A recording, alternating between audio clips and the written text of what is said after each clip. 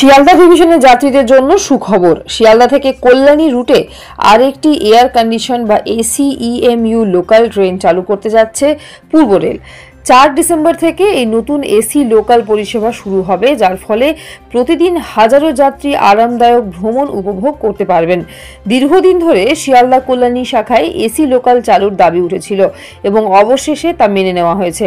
কল্যাণী বিশ্ববিদ্যালয়ের ছাত্রছাত্রী, এআইআইএমএস বা এইমস ও কল্যাণীতে চিকিৎসার জন্য যাতায়াতকারী রোগী ও তাদের পরিবারের জন্য এটি বিশেষ সুবিধাজনক হবে। এছাড়া কল্যাণীর শিল্পাঞ্চলের যাত্রীরা কম ভিড় এবং আরামদায়ক পরিবেশে যাত্রা করতে পারবেন। শিয়ালদা কল্যাণী এসি লোকাল সপ্তাহে 6 দিন সোম থেকে শনিবার চলবে।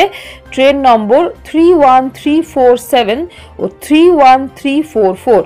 শিয়ালদা থেকে বিকেলে 3:35 ছেড়ে কল্যাণী পৌঁছাবে বিকেল 4:52। ফের কল্যাণী থেকে বিকেল 5:02 রওনা দিয়ে শিয়ালদা পৌঁছাবে সন্ধ্যা 6:20।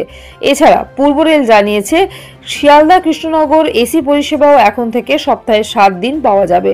ট্রেন নম্বর 31847 ও 31848 রবিবারও সকাল 11:55 শিয়ালদা থেকে রওনা হয়ে দুপুর 2:11 কৃষ্ণনগরে পৌঁছাবে এবং বিকেল 4:05 কৃষ্ণনগর থেকে ছেড়ে সন্ধ্যা 6:20 শিয়ালদা ফিরবে।